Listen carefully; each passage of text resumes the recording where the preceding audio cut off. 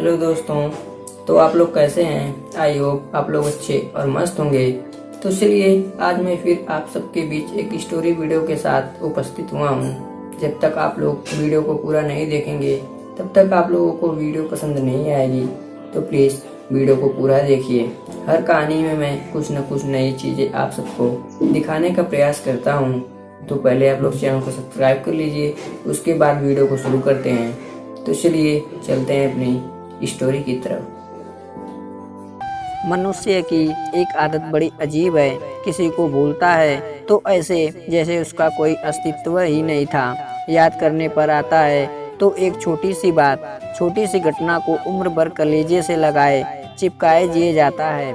रसभरी खाते खाते मेरे एक पुराने टिश जो यादों के संदूक में कहीं बहुत नीचे छुप हो गई थी उभर आई। बचपन जिस कस्बे में बीता था वह उस जमाने में फलों के बागों के लिए दूर दूर तक प्रसिद्ध था। उस दिन से पहले मुझे रसभरी कभी अच्छी नहीं लगी थी, जबकि घर घर का कस्बे के अधिकांश लोग रसभरियों के पीछे पागल थे।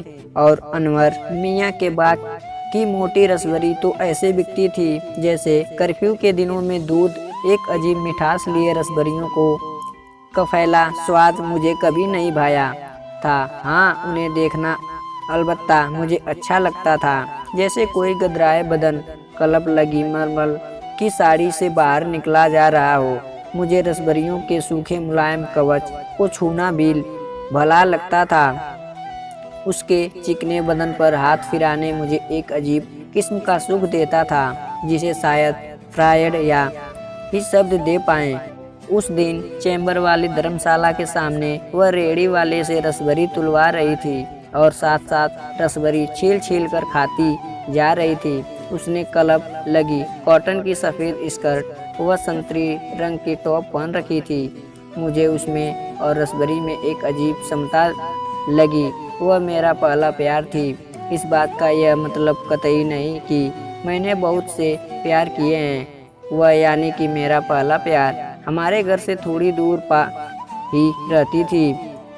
आपने रेलवे रोड पर सचदेवा जनरल स्टोर तो देखा होगा, जिसका गोरा चिट्ठा मालिक बालों को खिंचाव से रंगकर पत्थर की प्रतिमा का काउंटर पर बैठा रहता था। उसके चेहरे पर स्थितप्रज्ञ भाव केवल किसी खास अमीर ग्राहक के आने पर ही बदलते थे, वरना एक आंख से दुकान के नौकरों व एक आंख से सड़क पर अपना अबोल हुक्म चलाता प्रतीत होता था।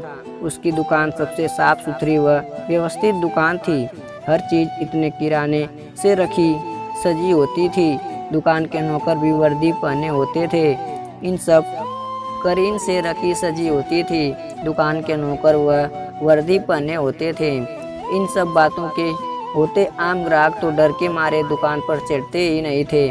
उसी सचदेवा जनरल स्टोर के ठीक सामने एक होटल था। जी हाँ, सारे शहर में यही एक ऐसा होटल था। उन दिनों बाकी सभी वैष्णो ढाबे से इस होटल के बाहर जालीदार छीके में मुर्गी के सफ़ेद सफ़ेद अंडे टंगे रहते थे और शीशे के दरवाजे के भीतर हरी गद्दियों वाली मेज कुर्सियाँ लगी रहती थी, जैसे फिल्मों में होता है। मुझे बाद में मालूम हुआ कि वह होटल नहीं रेस्टोरेंट था, पर तब वह शहर का एकमात्र होटल माना जाता था जहाँ समीस भोजन मिलता था। इसी होटल के ऊपर वह रहती थी। मैं तब 10वीं कक्षा में पढ़ता था। नई नई मसें भीगी थी। मन में एक अजीब हलचल रहने लगी थी। जिन लड़कियों को मैं घास भी नहीं डालता था, अब उन्हें नज़रें चुराकर देखना मुझे अच्छा लगने लगा था। उन्हीं दिनों भटिया वीर पुस्तक भंडार से किराए पर मुझे वह चंद्रकांता लगने लगी थी।